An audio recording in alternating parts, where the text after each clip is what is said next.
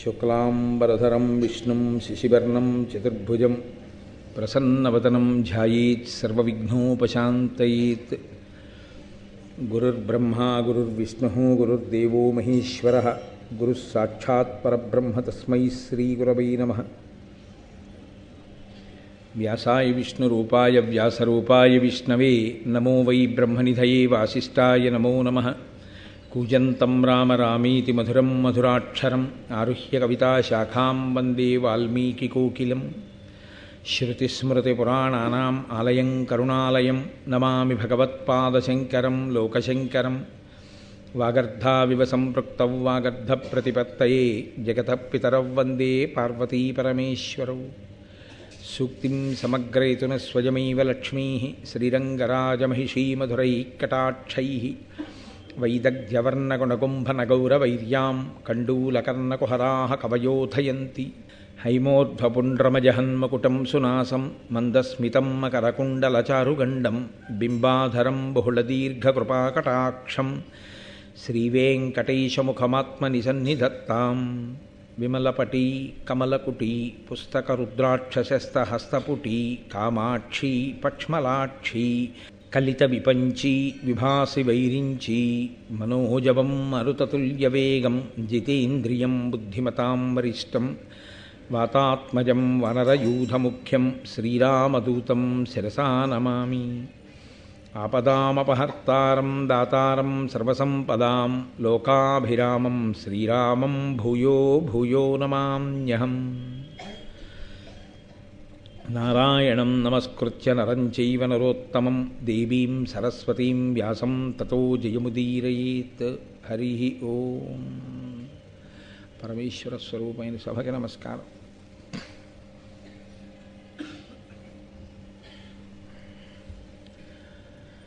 నేను మీతో ప్రస్తావించి ఉన్నాను, ధర్మము ఎక్కడుంటుందో అక్కడ పరమేశ్వరుని యొక్క అనుగ్రహం ఉంటుంది. పరమేశ్వరానుగ్రహమునకు మార్గము ధర్మమును అవలంబించుటయే. పాండవులు ధర్మాన్ని పట్టుకున్న కారణం చేత వారికి ఈశ్వరుని యొక్క పరిపూర్ణమైనటువంటి అనుగ్రహం కలిగింది. ఆ కలిగిన కారణం చేత వారికి ఆపదల నుంచి బయటపడడానికి కావలసినటువంటి సాధనములు అలా సమకూరాయి. విదురుని వంటి మహాపురుషుడు వారికి ఆనుకూల్యుడై ఆ ధృతరాష్ట్రుడు అతని కుమారులు కలిసి పాండవుల్ని ఎలా లాక్షాగృహమునందు దగ్ధం చేద్దామనుకుంటున్నారు అన్న విషయాన్ని తెలుసుకున్నవాడై ఆ కనకుణ్ణి పంపబట్టి ఆ సొరంగ మార్గంలో వాళ్ళు లక్క ఇల్లు తగలబడిపోయినప్పుడు ఎటువంటి ప్రమాదము లేకుండా బయటపడి ఆ అరణ్యానికి చేరుకున్నారు. చేరుకుని నిద్రపోతున్నటువంటి పాండవుల్ని భీముడు తన మిగిలిన సోదరుల్ని తల్లి అయినటువంటి కుంతీదేవిని చూచి బాధపడుతున్నటువంటి ఘట్టం దగ్గర నిన్న మనం ఆపి ఉన్నాం. ఇంతలో ఆ పక్కనే మద్ది చెట్ల యొక్క పెద్ద ఆ తోట ఒకటి ఉంది. ఆ మద్ది చెట్ల వెనకాతలే ఉన్నాడు రాక్షసుడు. అతని పేరు హిడింబుడు. అతను మహాభారతంలో ఈ ఘట్టం ఆదిపర్వంలో చాలా చాలా గొప్ప ఘట్టం, చాలా ప్రత్యేకమైన ఘట్టం. ఎందుకంటే ఈ ఘట్టం భీమసేనుడి వలన రక్షణ పొందడం ఒక ఎత్తైతే ఇది తరువాతి కాలంలో అర్జునుణ్ణి కాపాడింది. అర్జునుణ్ణి ఈ ఘట్టం కాపాడి ఉండకపోతే కురుక్షేత్ర సంగ్రామం ఇంకోలా తిరిగిపోయి ఉండుండేది.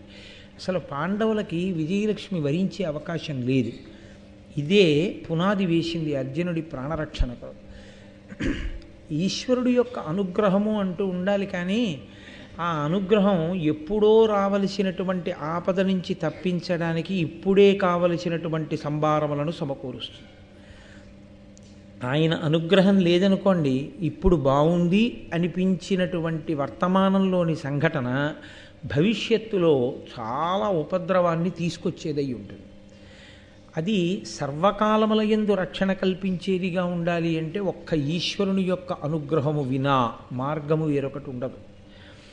అందుకే ఆ హిడింబుడు అక్కడే ఉన్నాడు. ఆయన నరమాంసభక్షకుడు, ఆయన మనుష్యుల్ని తింటాడు. అందున నిద్రపోతున్న వారిని తినేయడం అంటే చాలా తేలిక. ఒళ్ళు తెలియకుండా నిద్రపోతున్నటువంటి అన్నదమ్ములు తల్లి అక్కడ ఉండగా భీమసేనుడు ఎక్కడో సరోవరానికి వెళ్ళి మంచినీళ్లు తేవడం కోసమని వెళ్ళాడు. నిజంగా ఈ సమయంలో, ఆ నిద్రపోతున్న సమయంలో ఏ ఉపద్రవం జరగకుండా. హిడింబాసురుని యొక్క దృష్టి వాళ్ళ మీద పడకుండా కాపాడినవాడు ఎవరయ్యుండి ఉండాలి? అక్కడ మన కంటికి కనపడడానికి సాక్ష్యంగా ఎవరూ లేరు, ఇదిగో ఫలానా వాళ్ళు రక్షించారు అని. భీముడు తిరిగి వచ్చి చెట్టు కింద కూర్చుని తాను కూడా నిద్రపోవడం మొదలుపెట్టాడు అనుకోండి. సాధారణంగా లోకంలో ఎలా ఉంటుందంటే, అసలు బడలిక ఎవరు ఎక్కువ పొందారో వాడికన్నా తక్కువ బడలిక పొందినటువంటి వ్యక్తి నిద్రపోతున్నాడు అనుకోండి, దాని ప్రభావం పక్కనున్న వాడి మీద పడుతుంది. అందుకే ఆవలింతకు అన్నదమ్ములు ఉన్నారు అంటారు. ఒకడు ఆవలించారనుకోండి, పక్క వాళ్ళకి ఆవలింత వస్తుంది. అందుకే మీరు సాధారణంగా చూడండి, ఆర్టీసీ బస్సెస్లో డ్రైవర్కి సమాంతరంగా ఉండేటటువంటి సింగిల్ సీట్లో కూర్చున్న వ్యక్తి ఆవలిస్తున్నా నిద్రపోతున్నా డ్రైవర్లు ఒప్పుకోరు. నువ్వు వెనక్కి వెళ్ళిపోయి కూర్చో అంటారు. ఎందుకంటే వాళ్ళు ఆవలిస్తున్నా వాళ్ళు నిద్రపోతున్నా ఆ దుష్ప్రభావం డ్రైవర్ మీద కూడా పడుతుంది. కాబట్టి బడలిక ఎక్కువ ఉన్నవాడు తొందరగా నిద్రపోతాడు. అంతగా బడలిపోయినటువంటి భీమసేనుడు మిగిలినటువంటి అన్నదమ్ములు నిద్రపోతున్నటువంటి విషయాన్ని చూసి ఆయన కూడా నిద్రపోయాడు అనుకోండి, అప్పుడు మరీ ఉపద్రవం రావాలి. కానీ భీముడికి నిద్ర రాకుండా చేసి ఏదో కష్టాలు జ్ఞాపకానికి వచ్చి అతను అలా చెట్టు కింద కూర్చుని అన్నదమ్ముల్ని తల్లిని చూసేటట్లు అంతసేపటి వరకు, అతను సరోవరానికి వెళ్ళి తిరిగి వచ్చేంతవరకు హిడింబాసురుని యొక్క మనస్సు, ఆయన యొక్క దృష్టి ఈ పాండవుల మీద పడకుండా ఉండేటట్టు ఎవరు కాపు కాశీ ఉండి ఉంటారు? ఈశ్వరుడు వినా ఇంకొకడు లేడు. ఈశ్వరుడు ఎందుకు అలా ఆనుకూల్యతా సిద్ధిని అక్కడ కల్పించాలి? ఒక్కటే కారణం, వాళ్ళు ధర్మాన్ని పట్టుకొని ఉన్నారు. ధర్మము అన్న మాటని చాలా జాగ్రత్తగా అర్థం చేసుకోవాలి. ధర్మము నేను తరచూ మనవి చేస్తుంటాను, ధ్రియతేవా జనైరితి ధర్మం. ఈశ్వరుడు ఈ పిండాండాన్ని సృష్టించినప్పుడే బ్రహ్మాండమునందు భోగస్థానములను సృష్టించాడు.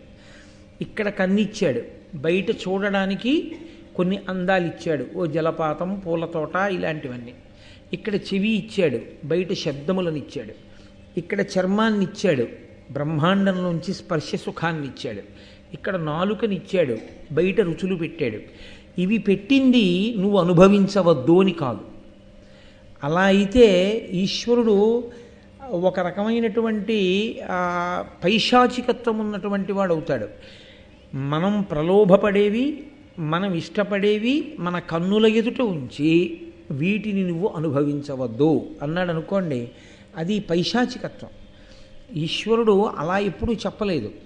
ధర్మము అన్న మాటకు అర్థం ఏమిటంటే, బ్రహ్మాండములోని సుఖములను ఈ పిండాండము పొందడానికి ఆయన ఒక నియతి ఏర్పాటు చేశాడు, ఒక కట్టుబాటు ఏర్పాటు చేశాడు.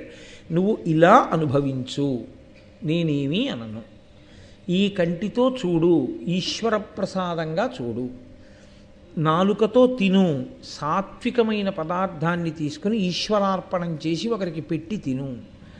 చెవితో మధురమైన శబ్దములను విను, భగవత్ సంబంధమైన విషయములను విను తప్ప పనికిమాలినవన్నీ చెవులతో వినవద్దు.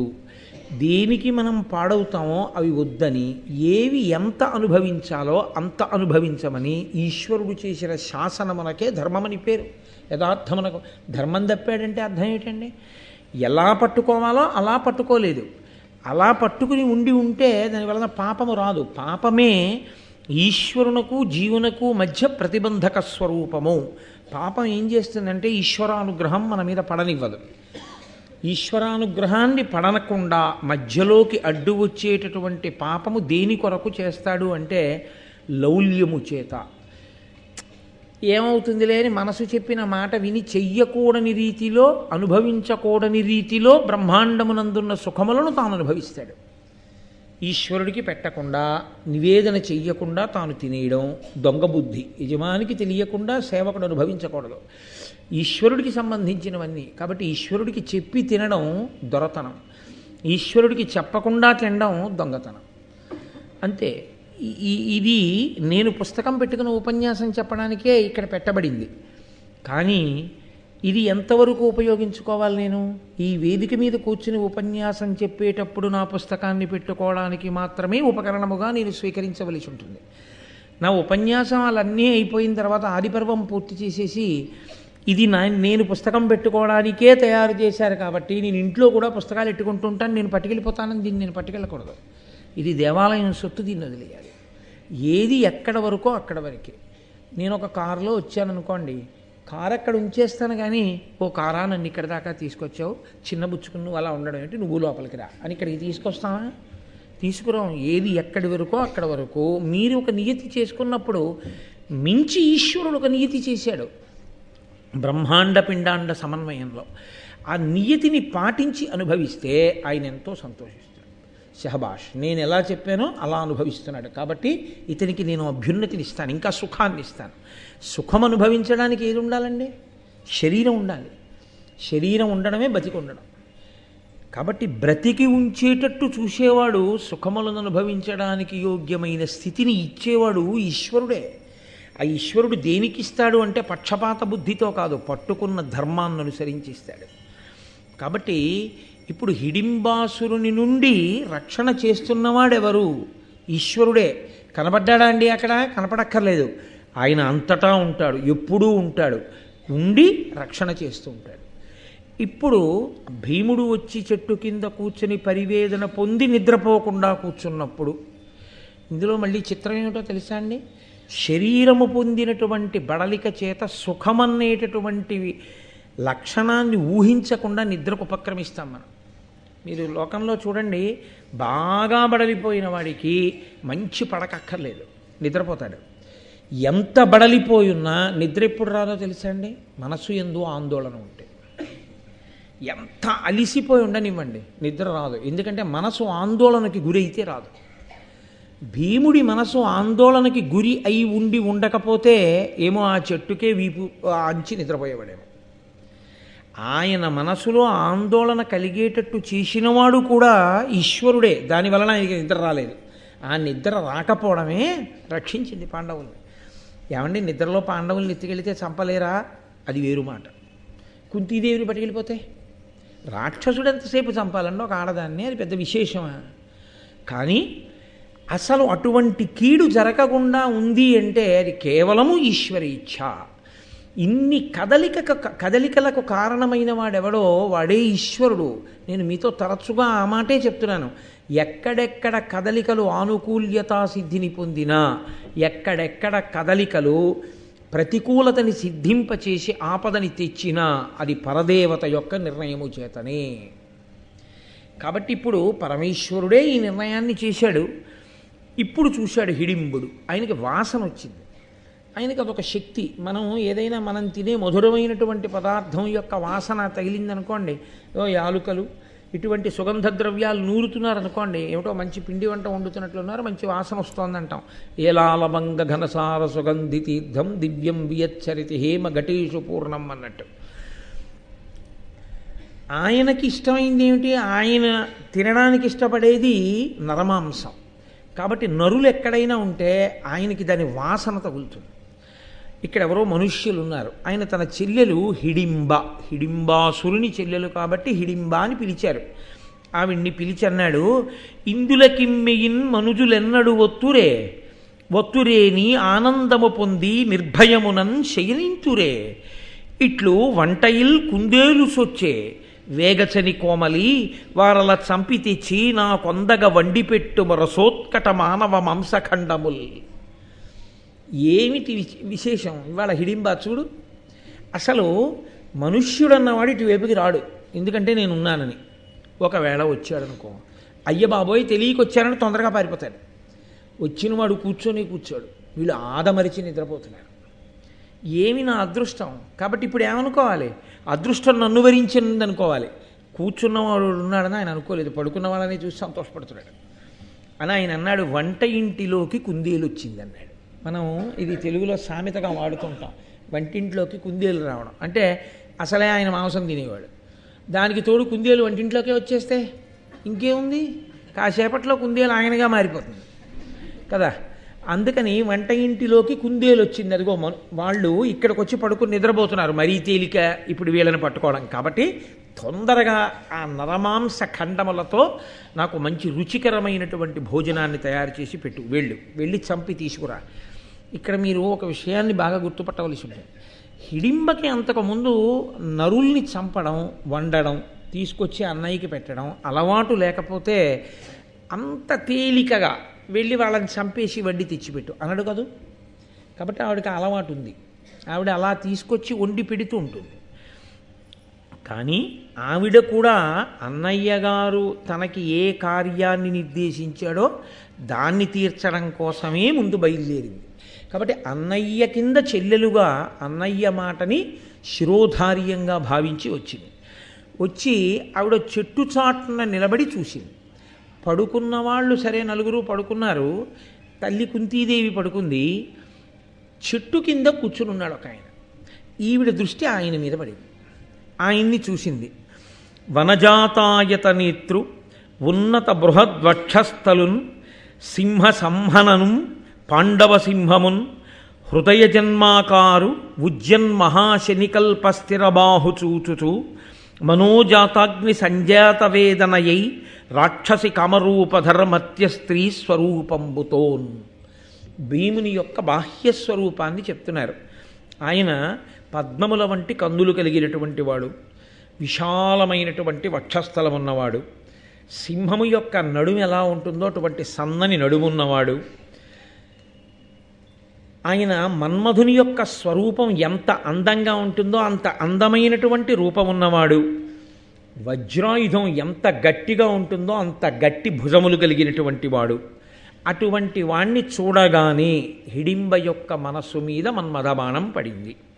పడి నేను రాక్షస స్త్రీ వేషంలో వెడితే ఆయన నన్ను ఆదరించడు అని కామరూపి కనుక తన రూపాన్ని మార్చుకుని మర్త్య స్త్రీ స్వరూపంబుతో మనుష్యకాంత యొక్క రూపాన్ని పొంది చాలా అందగత్తెగా భీముని ముందు నిలబడి రమణి నిజభ్రాతృనియోగము తలపగ అప్పుడు భీము కదిసే పతి స్నేహమ కామినులకు బలవంతము పెరనెయ్యములు వేయు తత్సదృశములే. నన్నయ్య గారు ఒక అద్భుతమైనటువంటి మాట ఒకటి వేశారు ఇక్కడ. ఆయన అన్నారు, రమణి నిజభ్రాతృ నియోగము తలపక అప్పుడు భీము కదిసే. అన్నయ్య దేనికి పంపించాడో ఆ పని నెరవేరుద్దామనే బయలుదేరినటువంటి హిడింబ భీముణ్ణి చూడగానే అన్నయ్యని, అన్నయ్య చెప్పిన పనిని కూడా మానసికంగా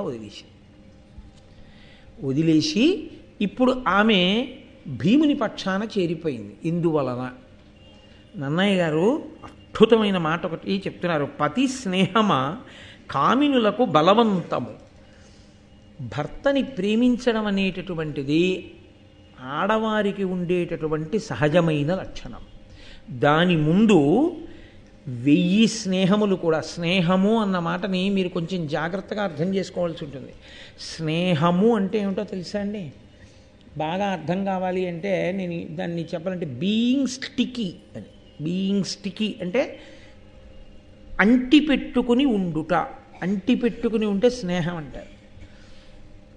ఎప్పుడూ మనసులో ఆయన గురించి ఏదో ఆలోచిస్తూ ఉంటే, నా మిత్రుడు చాలా మంచివాడని నేను ఎవరో నా స్నేహితుడి గురించి ఆలోచిస్తున్నాను అనుకోండి, నేను ఆయనని అంటిపెట్టుకుని ఉన్నాను అని గుర్తు. ఈ అంటిపెట్టుకోవడం అన్న దానికే ఊడిపోవడం అన్న లక్షణం కూడా ఉంది. అంటుకున్నది ఏదో ఊడిపోతూ ఉంటుంది కూడా. చాలా అంటుకుంటాయి, ఒకటంటుకోదు. జీవితంలో అంటుకునేవి ఒక్కటే అంటుకోవాలని ఏం లేదు, చాలా అంటుకుంటాయి. అందులో ఈయన నా స్నేహితుడు అంటాను, ఆయన నా స్నేహితుడు అంటాను, ఆయన నా స్నేహితుడు అంటాను. బోళ్ళంతమంది స్నేహితులు అంటే ఇంతమంది నన్ను అంటుకున్నారు. తమ్ముడు అంటుకున్నాడు, అన్నయ్య అంటుకున్నాడు, ఇవన్నీ అంటుకున్నాయి అనుబంధములుగా. ఇవన్నిటికన్నా పెద్దదైపోతుందట ఒక అంటుకోవడం. ఎవరాయనంటే భర్త అన్న ఆ స్నేహభావం అది అంటుకోగానే ఆడది దీన్ని అంటిపెట్టుకుని ఉండడం కోసం మిగిలిన వాటిని విడిచిపెట్టేస్తుందట కూడా. అందుకు నెలకి 3 వానల్లో ఒక వాన కురిపించమని చెప్పారు. పతివ్రత అయిన స్త్రీ కారణంగా ఒక వాన కురియాలి అని చెప్పారు. ఎందుకో తెలుసా అండి? పుట్టింది ఒక చోట. తల్లిదండ్రుల మీద ప్రేమ ఉండదా? ఉంటుంది. ఆ తోడ పుట్టిన వాళ్ళ మీద ప్రేమ ఉండదా? ఉంటుంది. తను పుట్టి పెరిగిన ప్రదేశం మీద ప్రేమ ఉండదా? ఉంటుంది. తను తన చుట్టూ ఉన్నటువంటి స్నేహితులు, ఆ వాతావరణం, దీని మీద ప్రేమ ఉండదా? ఉంటుంది. భర్త ఎప్పుడు వచ్చాడు జీవితంలోకి? ఒక 15 రోజుల క్రితం వచ్చాడు, తాళి కట్టిన తర్వాత 15 రోజుల క్రితం వచ్చాడు తప్ప నిజానికి అతనికి సంబంధించినటువంటి గుణగణములు ఏమీ ఆమెకి తెలియదు. ఈమె గురించి ఆయనకి తెలియదు. ఇవన్నీ ఎప్పటి నుంచో అంటుకున్నవి. తాను పుట్టినప్పుడే ముందు పుట్టేసిన వాళ్ళు అంటుకున్నారు, తాను పుట్టిన తరువాత పుట్టిన వాళ్ళు అంటుకున్నారు, తాను పుట్టి పెరుగుతున్నప్పుడు సమాజంలో చాలామంది అంటుకున్నారు, అంటే స్నేహాలు అయ్యాయి. ఇన్ని వదిలేసింది. ఏదంటుకున్నందుకు? ఆయన అంటుకున్నందుకు ఇంతమందిని వదిలేసి విమానం ఎక్కి అమెరికా వెళ్ళిపోయాడు. ఎవరిని చూడాలి ఇప్పుడు? అమ్మ కనపడుతుందా? 2 రోజులు కూతుర్ని విడిచిపెట్టి అమ్మ ఊరెడితే ఫోన్ చేసి అమ్మ ఎప్పుడు వచ్చేస్తావమ్మా, అమ్మ ఎప్పుడు వచ్చేస్తావమ్మా, నాన్నగారండి ఎప్పుడు వచ్చేస్తారండి అనే పిల్ల అలా అనదు. ఏమి ఎలా వదిలేసింది అంత తేలిగ్గా? తండ్రిని ఎలా వదిలేసింది, తల్లిని ఎలా వదిలేసింది, తోబుట్టువుల్ని ఎలా వదిలేసింది, ఉన్న ఊరిని ఎలా వదిలేసింది, స్నేహితుల్ని ఎలా వదిలేసింది. ఒక్కటి పెద్దదంటుకుంటే మిగిలినవన్నీ వదిలిపెడుతుంది. ఇది ధార్మికత అంటారు, ధర్మము. భార్య, ఆమె ధర్మపత్ని, ఆమె యందు ధార్మికత ఉన్నది అన్న మాటకు అర్థం ఏమిటో తెలుసా అండి? ఆయనకు భార్యగా స్నేహం అంతే తప్ప ఇక ఆ స్థానంలోకి ఇంకోళ్ళు రారు. అన్నయ్య స్థానంలోకి చాలామంది వస్తారు.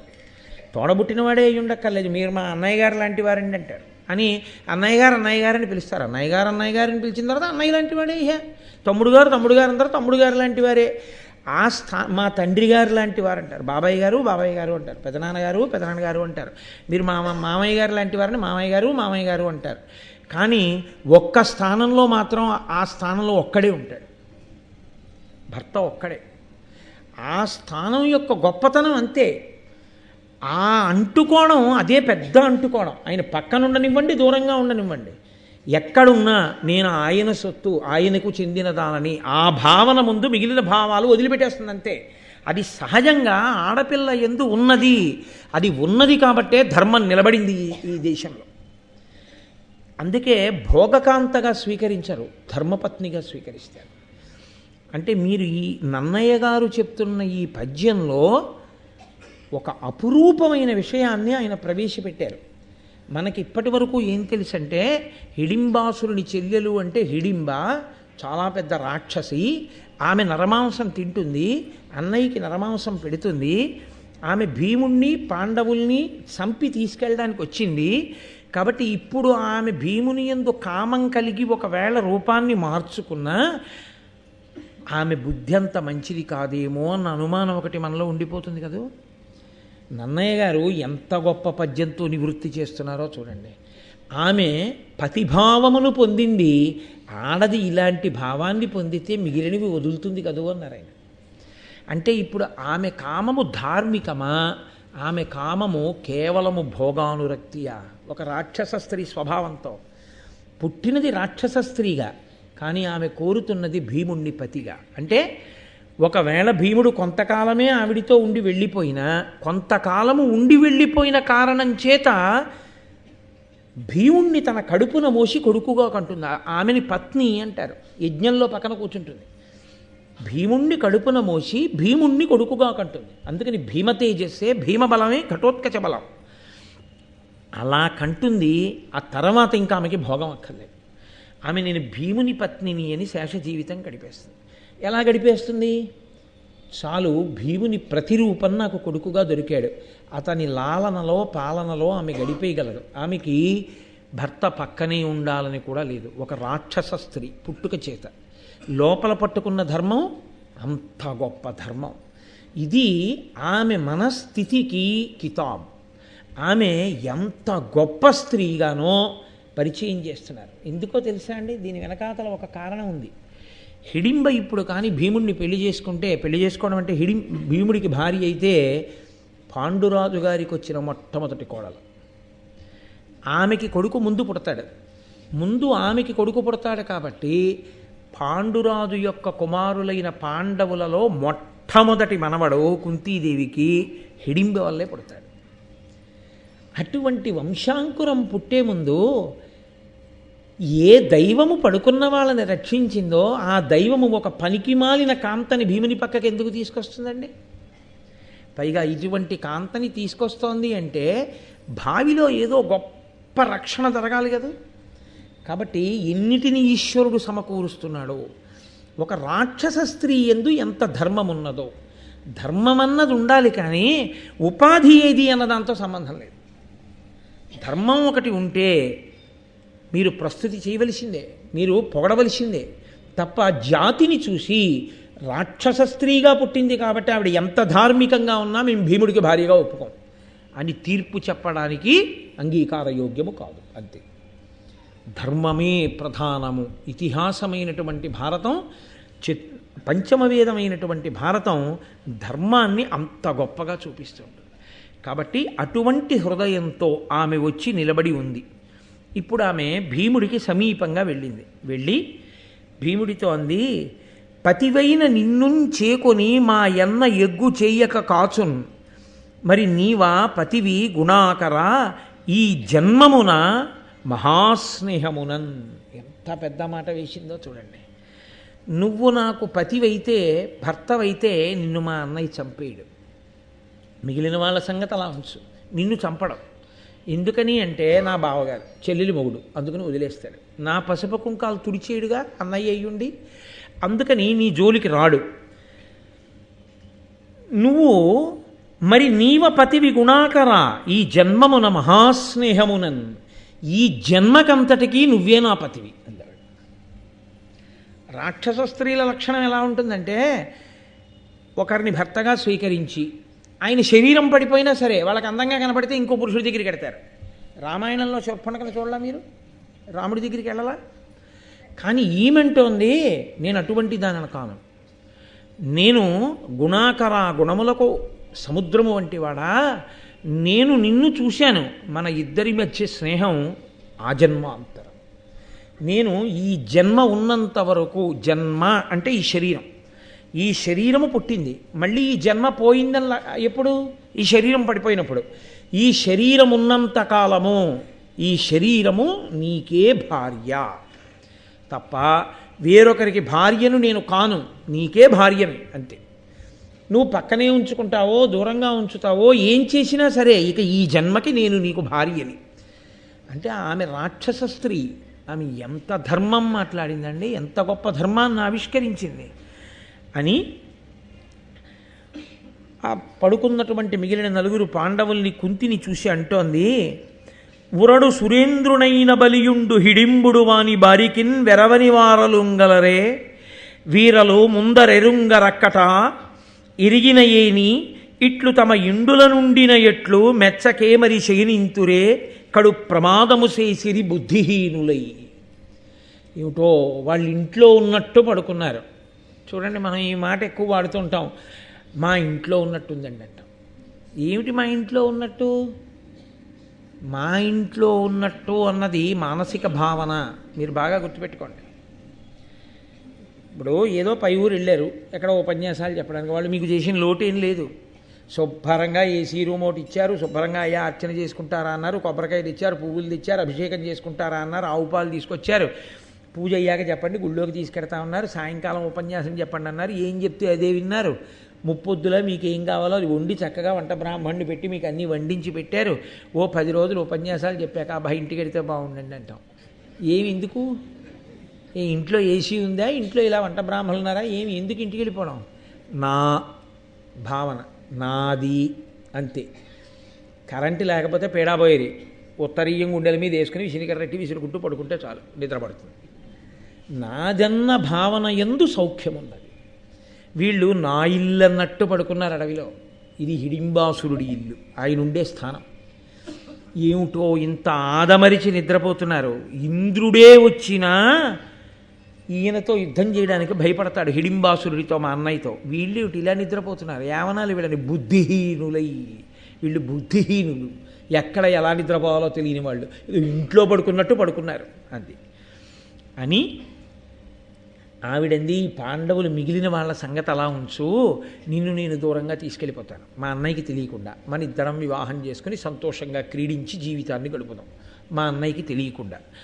అంటే భీముడు అన్నాడు, విను బేల, ఎట్టి కష్టుడు తన పురుష గుణంబు సెడగ తల్లిని తో ముట్టిన వారి విడిచి రాగంబున చపల స్త్రీ సుఖంబు పొందుని చెప్పుమా. భీముడు నిజానికి హిడింబ యొక్క హృదయంలో ఉన్న ఔన్నత్యాన్ని అర్థం చేసుకోవడంలో పొరపాటు పడ్డాడు. ఆయన అన్నాడు, చపల అని కదన్నాడు, చాంచల్యమైనటువంటి మనసున్నదానా, ఇప్పుడు నీకు నా యందు అనురక్తమయ్యావు కాబట్టి నీవు నాతో కలిసి వచ్చేస్తానంటున్నావు. రేపొద్దున్న నీకు మీ అన్నయ్య మీద అనుబంధం ఏర్పడుతుంది. నేను పడుకున్నప్పుడెప్పుడో నన్ను కోచి తీసుకెళ్ళి మీ అన్నయ్యకి పెడతావు. నువ్వు చపల స్త్రీవి, నీ మనసు ఎప్పుడూ ఒకలా ఉండదు. పైగా బేల అంటే సరి అయిన నిర్ణయం చేసుకోలేక ఎప్పటికీ ఏది తోస్తే అలా ప్రవర్తించేటటువంటి స్థితి ఉన్నదానా. ఎట్టి కష్టుడు తన పురుష గుణంబు సెడగా, పురుషుడైన వాడు తన గుణం నశించిపోయేటట్టుగా తల్లిని, తోబుట్టువులను, తోడపుట్టిన వాళ్ళని, తల్లిని అలా విడిచిపెట్టేసేసి వాళ్ళు నిద్రపోతుంటే ఎవరో ఒక చపల చిత్త అయిన స్త్రీ దొరికింది కదా అని ఆమెతో కలిసి వెళ్ళిపోతాడా? నా తమ్ముళ్ళు, నా అన్నగారు, నా తల్లి ఏమైపోయినా పర్వాలేదా? ఏమిటి మాట్లాడుతున్నావు నువ్వు? ఇలా మాట్లాడచ్చా అని క్రచ్చరనొక్క రక్కసుడు కాడు, సురాసురులెల్లనొక్కటై వచ్చిన నీవు చూడగ అమార్య బలోన్నతి చేసి వారలన్ రచ్చి వధింతుగాక, ఇటు వచ్చి శ్రమం పడియున్న ఇచ్చటన్ మెచ్చగు వీరిదైన సుఖనిద్రకు భంగము చెయ్యునేత్తునే. మీ అన్నయ్య వస్తే ఏదో ఇంద్రుణ్ణి ఇది చేసేస్తాడు, ఎటువంటి వారినైనా పరాక్రమంలో పడగొట్టగలడు అంటున్నావు కదా. నేను నీతో ఒక మాట చెప్తున్నాను చూడు. క్రచ్చరనొక్క రక్కసుడు కాడు, సురాసురులెల్లనొక్కటై వచ్చిన నీవ చూడగ అవార్య బలోన్నతి చేసి వాళ్ళలను రచ్చి వధింతుగాక. సురాసురులందరూ కలిపి కట్టుకుని యుద్ధానికి వచ్చినా సరే నేను ఒక్కడే చంపేస్తాను. మీ అన్నయ్య ఎంత? ఇటు వచ్చి శ్రమం పడియున్న ఇచ్చటన్ మెచ్చగు వీరిదైన సుఖనిద్రకు భంగము చేయనిర్తునే. చంపడం కూడా ఎలా చంపుతానో తెలుసా? ఈ పడుకున్న వాళ్ళకి నిద్రకి భంగపాటు రాకూడదు, చప్పుడవకుండా చంపేస్తాడు. సురాసురులందరూ వచ్చినా సరే. నిజంగానండి, ఇందులో ఆశ్చర్యం ఏమిటో తెలుసా? ఈ విజ్ఞత, ఈ గొప్పతనం లేదని మీరు అనుకోకూడదు. ఇక్కడ హిడింబాసురుణ్ణి వధించే ముందు అలాగే ప్రవర్తించాడు ఆయన. సరే, పాండవులు లేచారు, వేరే విషయం. ఒకానొక సమయంలో అసలు యుద్ధం చేసేటప్పుడు అని కూడా గట్టిగా అనకూడదు, అలా చంపాలి. అటువంటి స్థితి వచ్చింది. అందులో సామాన్యుని కాదు, కీచకుణ్ణి. ఏమాత్రం చప్పుడైనా ఎవరైనా లేచారంటే గుట్టు రట్టయిపోతుంది. మళ్ళీ 12 ఏళ్ళు అరణ్యవాసం, 1 సంవత్సరం అజ్ఞాతవాసం. అలాగే చంపేశాడు కీచకుణ్ణి. ఆయన నోటితో అన్నదేమీ డాంబికం కాదు, అదేమీ ప్రలాపం కాదు. ఆయన నిజంగా అటువంటి సమర్థుడు. భీముడు ఎంత గట్టిగా మాట్లాడేస్తున్న వాళ్ళ కనపడతాడో అంత దూరాలోచన కలిగినటువంటి వాడు. మహానుభావుడు భీమసేనుడు. అవన్నీ ఈశ్వరాంశలు కనుక శ్రమపడి ఇక్కడ నిద్రపోతున్న వాళ్ళకి నిద్రకి భంగపాటు కలగకుండా, వాళ్ళకి ఏ ఇబ్బంది రాకుండా చంపేస్తాను మీ అన్నయ్య వస్తే. కాబట్టి నువ్వేం బెంగ పెట్టుకోకు, మీ అన్నయ్య వచ్చి నన్ను ఏదో చేసేస్తాడని. ఈలోగా చాలా ఆలస్యం అయిపోయింది. ఈవిడొచ్చి ఈయనతో మాట్లాడుతూ కూర్చుంటే ఆయనకి ఆకలికి ఉండే లక్షణం ఏమిటో తెలుసా అండి? ఇంకా వంట అవ్వలేదంటే ఏదో పేపర్ చదువుకుంటానో టీవీ పెట్టుకునో కూర్చుంటాడు. అంతా అయిపోయిన తర్వాత వడ్డిస్తానులేండి, కాసేపు ఆగి కాసేపు మాట్లాడుకుని వడ్డిస్తాను అనుకోండి, సర్రుమంటాడు. బుర్ర ఉందా లేదా? ముందు తిని మాట్లాడుకుందాం అంతేగానే తర్వాత వడ్డిస్తానంటే ఏంటంటాడు. ఎదురుగుండా వంట సిద్ధమైపోయిన తర్వాత పెట్టకపోతే కోపంగా ఉంటుంది. వాళ్ళేమో పడుకుని నిద్రపోతున్నారా, నోరు చచ్చిపోయిందా, దిక్కుమాలిన జంతువుల మాంసాలన్నీ తిని నరమాంసం దొరికిందని ఆయన సంతోషపడిపోతున్నాడా? సంతోషపడిపోతుంటే నువ్వేమో ఎంతకీ వండి తేవే ఉంటే ఆవురావురు అంటూ వచ్చేసాడు. కాలమేఘం ఎలా ఉంటుందో అలా ఉన్నాడు. 8 కోరలు, ఆ వెంట్రుకలు బిరుసు వెంట్రుకలు, ఇంతంత వెంట్రుకలు పైకి లేచి నిలబడి ఉన్నాయి. ఆ వచ్చినటువంటి హిడింబాసురుడు పెద్ద కేకలేస్తూ వచ్చాడు. ఏమీ హిడింబా, నిన్ను తొందరగా తీసుకురామన్నాను వంట, ఏది తీసుకురాకుండా నువ్వు ఆ మనుష్యుడితో స్నేహం చేశావా? మనుష్యులతో కలిసిపోయావా? కలిసిపోయి వాడితో మాట్లాడుతున్నావా? ఉండు, నీ పని పడతాను, వీళ్ళతో పాటు నిన్ను చంపేస్తానన్నాడు. అది రాక్షసత్వం అంటే. రాక్షసత్వం అన్న మాటకు అర్థం ఏంటంటే వాడి సుఖం కోసం అవతల వాళ్ళ యొక్క సుఖాన్ని కించిత్ కూడా ఆలోచించాడు. కించిత్. ఇదే కదూ సుందరకాండలో సీతమ్మ మాట అంటుంది, రాక్షసత్వము అన్న మాటకి రావణాసురుడి యొక్క అవధిలేనితనం ఏమిటంటే చచ్చిపోతానంటే చచ్చిపోవడానికి కావలసిన కత్తి ఇవ్వడు, విషం ఇవ్వడు, బతుకుదామంటే తాను కోరుకున్నట్టు బతకనివ్వడు, రాముడి దగ్గరికి వెళ్ళనివ్వడు. ఇదే రాక్షసత్వం అంటే అంటుంది. కాబట్టి ఆ హిడింబాసురుని యొక్క ఉద్ధతి ఎటువంటిదంటే ఆయన చెల్లెల్ని కూడా చంపేస్తాడు ఇప్పుడు. కాబట్టి ఇప్పుడు ఆమె గబగబా వెళ్ళి ఆ భీమసేనుడి చాటును దాక్కుంది. వచ్చి ఆ చాటును దాక్కుని ఉండగా ఆయన యుద్ధానికి వచ్చాడు. భీముడు అన్నాడు, ఇక్కడ గట్టిగా మన ఇద్దరం యుద్ధం చేసి మళ్ళా యుద్ధం చేసి ఇది నేను పొడిచి నువ్వు నన్ను పొడిచి మనం అరిస్తే వీళ్ళు లేస్తారు, బాగుండదు. కాబట్టి దూరంగా పోయి యుద్ధం చేద్దాం. వాడు వింటాడా? వాడు వచ్చి మీనబడ్డాడు. నన్నయ్య గారు అన్నారు, చాలా చిన్న జంతువు ఒకటి దొరికింది అనుకోండి, చాలా చిన్న జంతువు దొరికితే సింహం దాన్ని పట్టుకెళ్ళిపోవలసి వచ్చింది అనుకోండి, అసలే సింహం అది. ఆ సింహం ఏనుగు దానికి దున్నపోతు దొరికితే కాళ్ళతో తంతు నోట పట్టుకుపోతుంది. అది అంత బలమైనటువంటి ప్రాణి సింహం అంటే. అటువంటి సింహం ఓ కుందేలు దొరికింది అనుకోండి, దాన్ని ఆ కుందేలు పట్టుకెళ్ళడం దానికి పెద్ద లెక్క ఏంటి? అలా ఇలా పట్టుకెళ్ళదు, మళ్ళీ దాని డొక్కల దగ్గర నోట కరచి పట్టుకుని గిల గిల గిల గిల అది కొట్టుకోవాలి. కానీ ఇది మాత్రం ఏమీ కదలకుండా చక్కగా అలాగే నోట పట్టుకుని పరిగెత్తుకుంటూ వెళ్ళిపోతుంది. అలా ఒక చిన్న ప్రాణిని సింహం తన నోట పట్టుకుని ఎలా తీసుకుని వెళ్ళిపోతుందో అలా భీమసేనుడు ఆ హిడింబాసురుణ్ణి ఒడిసి పట్టి దూరంగా ఈడ్చుకుపోయి అక్కడ అతనితో కలిసి మల్ల యుద్ధం చేస్తున్నాడు. మల్ల యుద్ధం చేసి అతన్ని చంపే ప్రయత్నం చేస్తున్నాడు. ఈ హిడింబ దూరంగా వీళ్ళ దగ్గర నిలబడింది. ఈ పాండవులు ఆ చప్పుడికి లేచారు. కుంతీదేవి కూడా లేచింది. వాళ్ళు లేచినప్పుడు వాళ్ళకు ఒక విషయం స్పష్టంగా కనపడింది, భీముడు ఎవరో రాక్షసుడితో యుద్ధం చేస్తున్నాడు. కాబట్టి అర్థమైపోయింది, ఓహో మనం నిద్రపోయాం, ఈయన లేచున్నాడు, వాడు వచ్చాడు, ఈయన కొడుతున్నాడు, కాబట్టి వాడు చచ్చిపోతాడు, అంతవరకు తెలుసు. ఈవిడెవరు? రాక్షస స్త్రీ అయితే అటు భీముడి మీద అన్నా పడాలి, మానవ స్త్రీ అయితే ఆమెను ఎప్పుడూ ఆయన హిడింబాసురుడు ఎత్తుకుపోయి ఉండాలి. ఈవిడ ఉన్నదేమో మానవ స్త్రీగా ఉంది, నిలబడింది వీళ్ళ దగ్గర నిలబడింది. భీముడేమో రాక్షసుడితో యుద్ధం చేస్తున్నాడు. అసలు వీళ్ళే అరణ్యంలోకి రావడం విచిత్రం అనుకుంటే ఇంత అందమైన మానవకాంత ఒక్కతే అరణ్యంలోకి ఎలా వచ్చి నిలబడింది ఇక్కడ? ఇంతసేపు ఎవరిని పిలవకుండా ఎందుకు నిల్చున్నట్లు? ఇది వాళ్ళకు ఆశ్చర్యకరమైనటువంటి విషయం. ఇప్పుడు ముందు కుంతి అడిగింది, ఎవరు నువ్వు, ఏమిటి ఆ యుద్ధం, ఎందుకు నిల్చున్నావు అని అడిగింది. అడిగితే ఆవిడంది, నీల జీమూతంబులీల నాక్షేపించి నల్లలై తోతించు నల్ల గృహము గల హిడింబుడను బలితంపు రక్కసు చెలియల ఆతండు వెలయ మీకు రోయక అహితంబు సేయనన్ పంచిన చనుదించి ఏను మీ తనయునందు బతి బుద్ధి తాల్చి యుద్ధత మన్మధార్తనై మసలిన అసుర వచ్చి అలిగి మీ తోడ నన్నును కలయబట్టి మృంగనున్న అయ్యసురతోడం కడంగి మల్ల యుద్ధంబు చేయుచు అల్ల చోటనున్నవాడు మీ సుతుడు దర్పోన్నతుండు. ఇది ఎలా ఉంటుందంటే, ఏదైనా మనకి తెలియని విషయాన్ని అయోమయంగా ఉన్నప్పుడు అడిగామనుకోండి, ఏమిటండి ఇలాగా అని, అక్కడ ఉన్నవాళ్ళు గబగబగబ దీర్ఘవాక్య నిర్మాణం చేసేస్తూ జరిగిన వృత్తాంతాన్ని అంతటినీ గుక్క తిప్పుకోకుండా చెప్పేశారనుకోండి, అంటే గబగబా చెప్పేయాలన్న సందట్లో అది ఎలా ఉంటుందో హిడింబ చెప్పడం అలాగే చెప్పింది, పద్యం అలాగే పడింది. అంటే హిడింబ ఆ సమయంలో ఎలా మాట్లాడాలో అలాగే నన్నయ్య గారి ఘంటం కదిలింది అంతే. అది మహానుభావులైనటువంటి వారి రచనా విధానం అని. అంతేగాని ఇప్పుడు ఆ భీముడిని వర్ణించి, హిడింబాసురుణ్ణి వర్ణించి, ఆయన గుహని వర్ణించి, ఆయన జీవితాన్ని వర్ణించి ఇవన్నీ చేస్తే సోది చెప్పినట్టు ఉంటుంది. ఆపత్కాలమునందు ఎలా మాట్లాడతారో అలాగే మాట్లాడింది.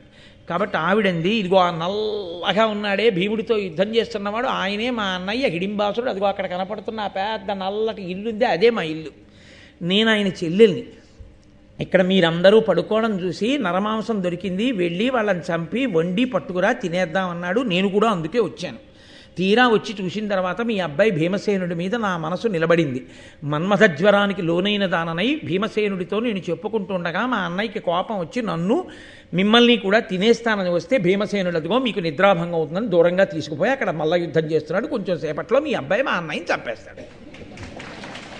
ఆవిడ తెల్లబోయింది. ఎందుకు తెల్లబోయిందో తెలుసా అండి? అబద్ధం చెప్పలేదు. రాక్షస స్త్రీ అంటే, రాక్షసుడు అంటే ఎప్పుడో తప్ప నిజం చెప్పని వాళ్ళు. ఈవిడ ఎక్కడా అబద్ధం చెప్పలేదు.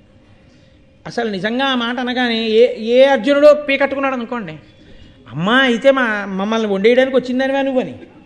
ఆవిడ భయపడలేదు. ఆవిడ ఉన్న నిజం ఉన్నట్టు చెప్పింది. నేను హిడింబాసురుడి చెల్లెలు, నా పేరు హిడింబ.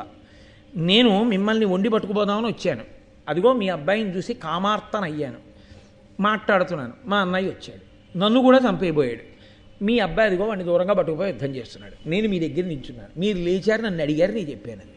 ఏమైనా అబద్ధం ఉందా? అంటే ప్రత్యేకంగా మళ్ళీ మళ్ళీ చెప్పక్కర్లేదు. మీరు పాత్రని పరిశీలనం చేస్తే ఇప్పుడు మీకు ఒక విషయం అర్థమవుతుంది. హిడింబ అబద్ధాలు చెప్పేటటువంటి వ్యక్తిత్వం ఉన్న మనిషి కాదు. ఆమె యుద్ధం అంటూ జరుగుతున్నప్పుడు మీరు ఒక విషయాన్ని గమనించండి. జయాపజయములు విధి నిర్ణీతములు. అంత బలం ఉన్న రామరాయలు వారు చచ్చిపోయాడు తల్లికోట యుద్ధంలో. ఏం చెప్పగలం? అభిమన్యుడు చనిపోలా, ఘటోత్కచుడు చనిపోలా. యుద్ధం అన్న దాంట్లో ఎటైనా ఉంటాయి. అంత గొప్ప బలం ఉన్నటువంటి వాడు గంధర్వుడి చేతిలో ఆ విచిత్ర వీర్యుడు చనిపోలా. అలా లోకంలో చిత్ర విచిత్రమైన పరిస్థితులు ఉంటాయి. కాబట్టి ఇప్పుడు ఒకవేళ భీమసేనుడికి ఏమైనా అయితే, నేను రాక్షసుడి చెల్లెల్ని అని చెప్పేస్తే వీళ్ళు నన్ను చంపేస్తే, అందుకని కొంత చెప్పి కొంత చెప్పకుండా ఊరుకోవచ్చు కదా. ఆవిడ అలా చెప్పలేదు. ఆవిడ ఉన్నది ఉన్నట్టు చెప్పింది. అంటే ఇప్పుడు ఆవిడ త్రికరణ శుద్ధిగా వాళ్ళతో బంధుత్వాన్ని కోరుతోంది. అంటే వాళ్ళు అంగీకరించలేదు, కానీ ఆవిడ ఆ ఇంటి కోడలైపోయింది. కాబట్టి మా అత్తగారు, మా బావగారు, మా మరుదులు, వాళ్ళకి నేను అబద్ధాలు ఆడడం ఏంటి? నేను ఉన్నది ఉన్నట్టు చెప్పేయాలి. ఇప్పుడు నేను హిడింబాసురుడికి శత్రువుని తప్ప నేను వీళ్ళకి శత్రువుని కాను, నేను వీళ్ళింటి కోడల్ని. ఆవిడ మనసు నిలబడిపోయింది అంతే. ఇది ఒక రాక్షస స్త్రీ యందు ఇంత రుజుత్వం ఉండడం, ఇటువంటి స్త్రీ అక్కడ కనపడడం పాండవులకు ఏదో గొప్ప మేలు జరగబోతోంది అనడానికి సూచన. అప్పుడు వెంటనే ముందు అర్జునుడు ఏం చేశాడంటే, ఇంకా మిగిలిన లొల్లి ప్రశ్నలు మొదలట్లేదు. ఈ లోకంలో ఇలాంటి సందర్భంలో ఏమవుతుందంటే, ఆవిడ ఎంత సంక్షిప్తంగా చెప్పిందో దాని యొక్క పవిత్రతని అర్థం చేసుకోవాలి తప్ప ఇంకా గుచ్చి గుచ్చి ప్రశ్నలు వేసే ప్రయత్నం చేయకూడదు. ముందు జరుగుతున్న కార్యాన్ని చూడాలి. అక్కడ యుద్ధం చేస్తున్నాడు. గబగబా అర్జునుడు భీముడి దగ్గరికి వెళ్ళి అన్నాడు, ఇది పూర్వ సంధ్య, తెల్లవారుతోంది. తెల్లవారే సమయంలో బ్రాహ్మీ ముహూర్తానికి ముందు రాక్షసులకి అనుకూల్యమైన కాలం ఏర్పడుతుంది, రౌద్రమైన కాలం. ఆ కాలంలో రాక్షస బలం ఎక్కువగా ఉంటుంది. ఆ ముహూర్తం కానీ ఉన్నదో ఆ సమయంలో రాక్షసుడి బలం పెరుగుతుంది. కాబట్టి అది రాకుండా నువ్వు వీడిని చంపేసేయి తొందరగానన్నాడు. కాబట్టి భీముడు వెంటనే తొందరపడి వాణ్ణి పట్టుకుని ఎత్తి 100 మార్లు గిర్ర గిర్ర గిర్ర గిర్ర గిర్ర తిప్పి వెన్నుపాము మీద ఒక్క దెబ్బ కొట్టాడు. కొట్టేటప్పటికీ లావు సెడగ ఇట్లు వీవంగపడి గతచేష్టుడైన అసురు చిక్కపట్టి నేలబెట్టి వాని కోలెమ్ము బ్రల్లన విరిచి నడుము త్రుంచి వీచి వేయిచే. గిర్ర గిర్ర గిర్ర గిర్ర తిప్పి కింద పారేసి నేల మీద పడుకోబెట్టి నడుం దగ్గర ఒక కాలు పెట్టి తొక్కి ఒక్క దెబ్బ కొట్టేటప్పటికి ఆ వెన్నుపాం ఫళక్కని విరిగిపోయింది. ఆ నడుం విరిగిపోయినటువంటి వాడిని పట్టుకుని ఏదో ఇలా తిప్పి ఇలా తుంపేస్తే తెగిపోయేది ఎలా తెగిపోతుందో అలా నడుము దగ్గర ఇలా తిప్పి 2 ముక్కల కింద తుంపేసి విసిరత పారేశాడు. నడుం దగ్గర మొక్క ఓవేపుకి, నడుం పైన మొక్క ఓవేపుకి విసిరి పారేసి మళ్ళీ ఆ ముహూర్తం రాకుండా తప్పమన్నా చంపేశాడు అని ఆయన తిరిగి వచ్చేసాడు. అది భీమబలం అంటే అలా ఉంటుంది. అది సామాన్యమైనటువంటి బలం కాదు. అదే అంటుంది కుంతి ఎదరొక సన్నివేశంలో. కాబట్టి ఇప్పుడు ఈమెని అడిగింది కుంతి, నువ్వు మనుష్య స్త్రీ రూపం ఎందుకు దాల్చావు, ఎందుకు వచ్చి ఇక్కడ నిలబడ్డావు, ఎందుకు ఇవన్నీ మాతో చెప్పావు అది. అంటే ఆవిడ ఒక యథార్థమైన మాట చెప్పింది. ఆవిడంది, నేను మీ అబ్బాయి ఎడల మన్మథ తాపమునకు గురి అయ్యున్నాను. మీరు మీ అబ్బాయిని ఇచ్చి నాకు పెళ్లి చేయకపోతే, నేను మీ అబ్బాయితో కలిసి ఉండకపోతే నేను ఆ మన్మథ జ్వరాన్ని ఓపలేక చచ్చిపోతాను, నా ప్రాణాలు పోతాయి, నేను ఆత్మహత్య చేసుకోక్కర్లేదు, నేనే చచ్చిపోతాను అన్నాడు. కుంతీదేవి వింది. ఇందులో చాలా పెద్ద మలుపుస్మండి, అదేం సామాన్యమైన విషయం అని మీరు అనుకోకూడదు. ఆవిడ చాలా స్పష్టంగా త్రికరణ శుద్ధిగా స్వచ్ఛమైన హృదయంతో ఉన్నది ఉన్నట్లు మాట్లాడింది హిడింబ. అప్పుడు భీముడు విని అన్నాడు, మీ అన్నయ్య ఎంత టక్కరివాడో చూశాను, వాడికి తోడబుట్టిందని నువ్వు మాయావివే, రాక్షస స్త్రీవి, మీ దిక్కున్న చోటుకెళ్ళి నువ్వు చావు తప్ప నేను పెళ్ళాను అన్నాడు. అంటే వెంటనే ధర్మరాజు గారే కదండి, అందుకే పాండురాజు గారు కోరి ముందుకన్నాడు ధర్మదేవత అనుగ్రహంతో. ఆయన అన్నాడు, వధకు అర్హుడై వచ్చిన వాణ్ణి చంపి తదియు ధర్మువా, ఇది చాలా అబల, దీనికి అలుక జనదు, ఆత్మరక్షకు అగ్గలంబు ధర్మరక్షయ ఉత్తమ ధార్మికులకు. నాయనా భీమ, ఎవడిని చంపేయాలో వాడిని చంపేశావు, బాగుంది, అది ధర్మం. ఈమె అబల, ఈమెని చంపకూడదు. పైగా నీకొకటి చెప్పనా, తనని తాను రక్షించుకోవడం కన్నా శరణాగతి చేసి వచ్చినటువంటి వారిని రక్షించడం, వారి ప్రాణములు నిలబెట్టడం పెద్ద ధర్మం. కాబట్టి ఈమెని నువ్వు చంపకూడదు అంటే ఆవిడంది, ఆ కుంతీదేవి, ఆపదయైనను ధర్మవ ప్రాపుగా రక్షింపవలయు పరమార్థము, ధర్మాపాయమ ధార్మికులకు ఆపద జన్మాంతరముననుగతమగుటన్. ధర్మరాజు గారు చెప్పేటటువంటి మాటలు ఆ సందర్భానికి అన్వయమయ్యేవి కావు, అప్పటికీ ఆ సందర్భానికే అన్వయమయ్యేవి కావు, ఎప్పటికీ అన్వయమయ్యేవి. ఆయన ఎంత గొప్ప మాట అన్నాడంటే, ఆపదయైనను ధర్మువ ప్రాపుగా రక్షింపవలయు. మాయావి ఈమె అని కదా నువ్వు భయపడుతున్నావు, దానివల్ల ఆపద అని కదా. ఆపద వస్తుంది అనుకున్నా మన ధర్మాన్ని మనం నిలబెట్టుకోవాలి. మన ధర్మం నిలబెట్టుకోవడం ముఖ్యమా, ఆపద వస్తుందేమోనని శంకించి ధర్మాన్ని వదిలిపెట్టడం ముఖ్యమా అంటే, ధర్మాన్ని విడిచిపెట్టేశావు అనుకో, వచ్చే జన్మకు కూడా నీతో వచ్చేది ఏదైనా ఉంటే ధర్మం ఒకటే. వస్తుందో రాదో అనుకున్న ఆపద ఈ జన్మలో పోతుంది, ధర్మం అంటూ ఉంటే ఆపద పోతుంది. రెండు, ఆపద అంటూ వచ్చినా ఈ జన్మలో వస్తుంది, ఈ జన్మలో పోతుంది. ధర్మము వచ్చే జన్మకి కూడా నీతో పెట్టుబడిగా వస్తుంది. కాబట్టి ధర్మాన్ని మాత్రం ఎప్పుడూ విడిచిపెట్టకూడదు. ఏదో ఆపద వస్తుంది అందుకని నేను ఈ అబలని రక్షించను, ఈమెని దూరంగా పొమ్మంటావేమిటి, తప్పు, నువ్వు అలా అనకూడదు. అంటే ఆమె అంది, ఆ హిడింబ, నన్ను మీరు సామాన్య స్త్రీ అనుకుంటున్నారు, నేను మిమ్మల్ని అందరినీ అరణ్యంలో మోసి వహించి తీసుకెడతాను, నాకు బలం ఉంది. రెండు, ఇక్కడికి కొద్ది దూరంలో శాలిహోత్రుడు అనబడేటటువంటి ఒక ముని యొక్క ఆశ్రమం ఉంది. ఆయన చాలా గొప్ప తపస్వి. ఆయన తన తపోబలం చేత ఒక చెట్టుని, ఒక సరోవరాన్ని నిర్మించాడు. ఆ సరోవరంలో నీళ్లు ఎవరు తాగుతారో వారికి ఆకలి దప్పికలు ఉండవు. ఆ చెట్టు కింద ఎవరు పడుకుంటారో వాళ్ళకి చలి కానీ, గాలి కానీ, ఎండ కానీ, వాన కానీ ఉండవు. 4 నుంచి రక్షణ పొందుతారు. ఎందుకని అంటే అవి రెండు ఆయన యొక్క తపస్సు చేత సృజింపబడినవి, అందుచేత వాటికి ఆ దివ్యశక్తి ఉంది. మీరు కొంతసేపటి తర్వాత శాలిహోత్రుని ఆశ్రమానికి ఎడతారు, ఆయనతో మాట్లాడతారు, ఆ సరోవరంలో నీళ్లు తాగుతారు, ఆ చెట్టు కింద కాలక్షేపం చేస్తారు. మీరు అలా కొన్నాళ్ళు ఉన్న తర్వాత మీ దగ్గరికి వేదవ్యాస భగవానుడు వస్తాడు. వచ్చి మీరు తరువాత చెయ్యవలసినటువంటి పనిని మీకు చెప్తాడు. నేను పుట్టుక చేత రాక్షస స్త్రీని, కానీ నాకు భూత భవిష్యత్ వర్తమాన కాలములు తెలుసు, ఇవి జరుగుతాయి. కాబట్టి నన్ను నమ్మండి, నాకు దివ్యత్వం ఉంది, నన్ను నమ్మి నన్ను మీ కుటుంబంలో సభ్యురాలిగా స్వీకరించండి. నేను పరమభక్తితో మిమ్మల్ని అందరినీ మోస్తాను. నా ప్రాణం నిలబడాలంటే నన్ను భీమసేనుడితో మాత్రం భార్యగా కలపండి. అంటే కుంతీదేవి అంది, ధర్మరాజు గారు చెప్పిన మాట, నేను చెప్పిన మాట నువ్వు వినాలిగా. తండ్రి లేనప్పుడు తండ్రితో సమానం ధర్మరాజు, ధర్మం తెలుసున్నవాడు. నేనా కన్న తల్లిని, మీ ఇద్దరం చెప్పిన మాట వినాలి. ఇది పరమసాధ్వి, దీనిని మది నుండుగా తలుపవలదు, మానుగా పుత్రాభ్యుదయముగు పాండుహితముగా, ఇది కార్యంబని పరిగ్రహింపుము నిమ్మిన్. నాయన, ఇది పరమసాధ్వి. ఈ అమ్మాయి చాలా సాధ్వీమణి, మంచిదిగా కనపడుతోంది.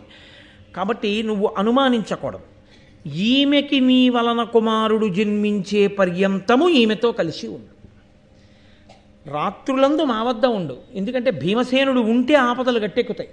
రాత్రులందు మా వద్ద ఉండు. తెల్లవారగానే హిడింబతో కలిసి నువ్వు విహారం చెయ్యి కావలసిన ప్రదేశాల్లో, రాత్రి మాత్రం కొడుకుని తీసుకొచ్చి అప్పచెప్పేసేయి. ఇలా ఎంతకాలము నువ్వు హిడింబతో కలిసి ఉండాలంటే పుత్రోదయం అయ్యే వరకు ఉండాలి. పాండురాజు గారి మొట్టమొదటి మనవడు నీ కొడుకు రూపంలోనే వస్తాడు. కాబట్టి పుత్రోదయం అయ్యే వరకు కలిసి ఉండండి ఇద్దరు అంది. ఆవిడ కూడా ఏమంది, ఈ జన్మకు పతివి నువ్వు అంది తప్ప ఈ జన్మాంతరము నీతోనే నేను ఉండాలని అనలేదు. కొడుకు పుడితే ఆ కొడుకుని చూసుకుని కేవలము భీమునికి భర్తగా బతికేస్తున్నంతే. ఇక ఆమె జీవితంలో పరపురుష స్పర్శ ఉండదు. అదే ఆమె సాధ్వీత్వం. కాబట్టి ఆమె అంగీకరించింది కుంతీదేవి. సరే, అన్నగారు తల్లి చెప్పింది కాబట్టి భీమసేనుడు ఆ వచ్చినటువంటి హిడింబతో కలిసి పగటిపూట ఆ నదీ తీరముల యందు, అరణ్యముల యందు, పూదోటల యందు విహారం చేస్తుండేవాడు. చీకటి పడే వేళటికి పాండవుల వద్దకు వస్తుండేవాడు. అయితే ఇందులో ఒక పెద్ద ధర్మసూక్ష్మం ఒకటి ఇమిడి ఉంది. పాండవులు ఐదుగురులో పెద్దవాడు ధర్మరాజు గారు. ఒక తండ్రి కడుపున పుట్టినటువంటి బిడ్డలకి అన్నగారు పెళ్లి చేసుకోకుండా ఉండగా అన్నగారి కన్నా చిన్నవాడు తమ్ముడు పెళ్లి చేసుకోకూడదు. అలా పెళ్లి చేసుకున్నాడు అనుకోండి, తమ్ముడిని ఏమని పిలుస్తారంటే పరివేత్త అని పిలుస్తారు. అలా పెళ్లి తనకి పెళ్లి కాకముందే తమ్ముడి పెళ్ళి అయిపోయినా తాను పెళ్లి చేసుకోకుండా ఉండిపోయి అన్నయ్య హోదాలో వచ్చి అక్షతలు వేశాడు అనుకోండి, ఆయన్ని పరివేత్తి అని పిలుస్తారు. అలా అన్నయ్య పెళ్ళి కాకుండా ఉండగా తమ్ముడు పెళ్లి చేసుకుంటే అలా పెళ్లి జరిగినప్పుడు ఐదుగురిని ఆ జన్మలో ఎన్ని పుణ్యాలు చేసినా నరకానికి పంపించేస్తారు.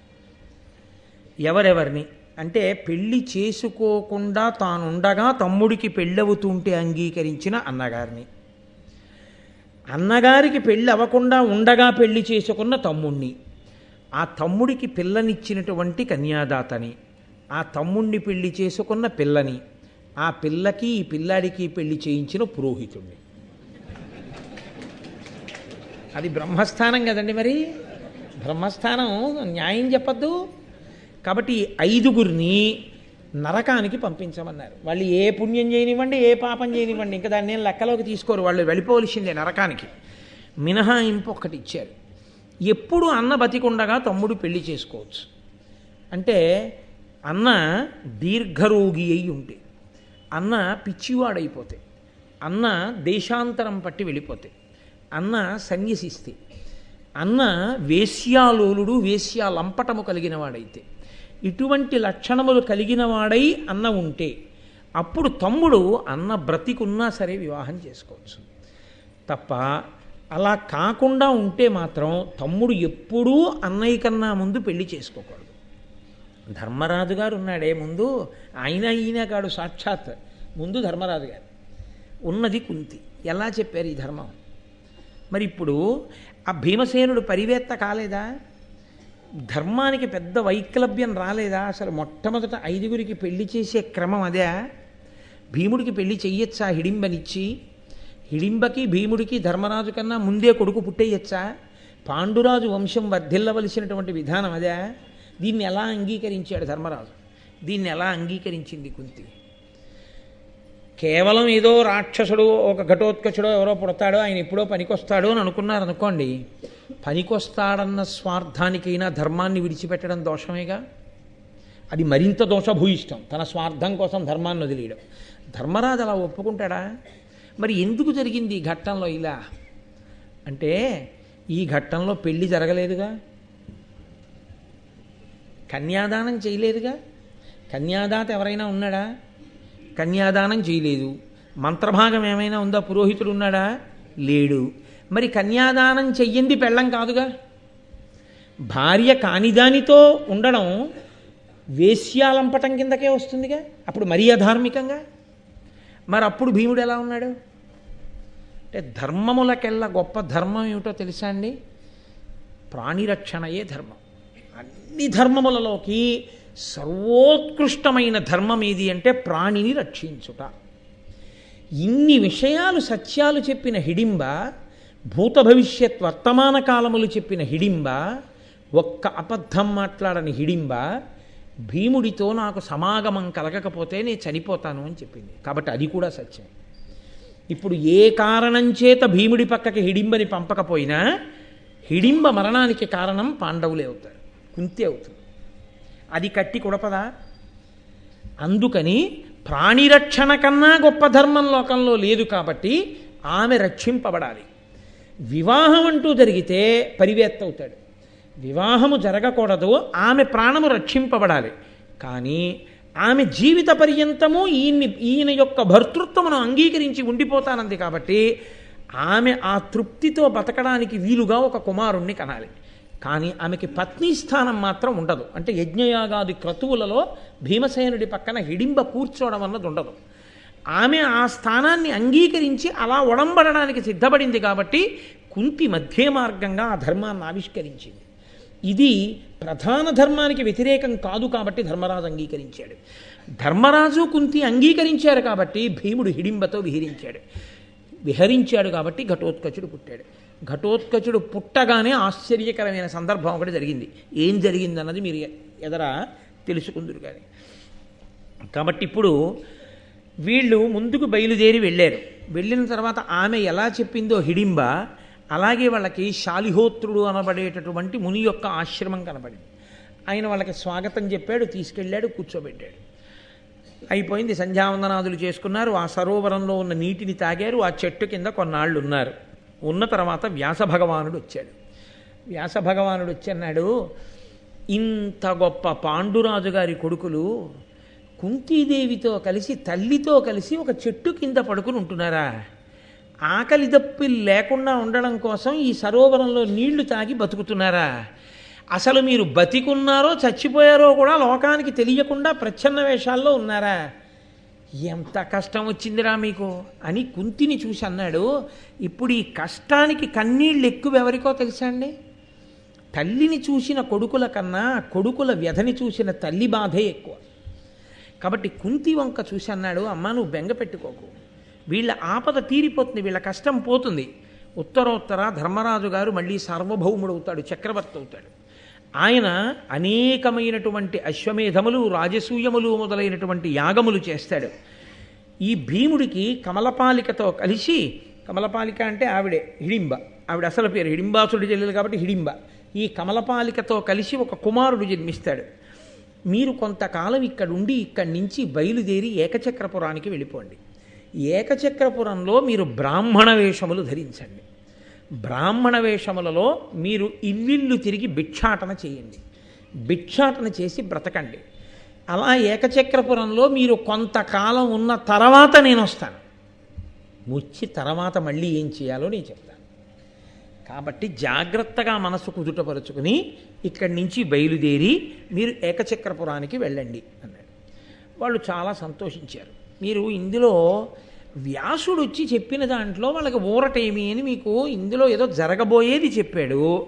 కానీ భిక్షాటన చెయ్యండి, ఏకచక్రపురంలో ఉండండి, బ్రాహ్మణ వేషాల్లో ఉండండి, ఇంత ఇలా ఎందుకు చెప్పాడు అని ఒక అనుమానం రావచ్చు. మొట్టమొదటి ధర్మ సూక్ష్మం ఏమంటే, నరజన్మ ఎత్తినవాడు ఎన్ని కష్టాలు వచ్చినా ఆత్మహత్య మాత్రం చేసుకోకూడదు, తనని తాను చంపుకోకూడదు.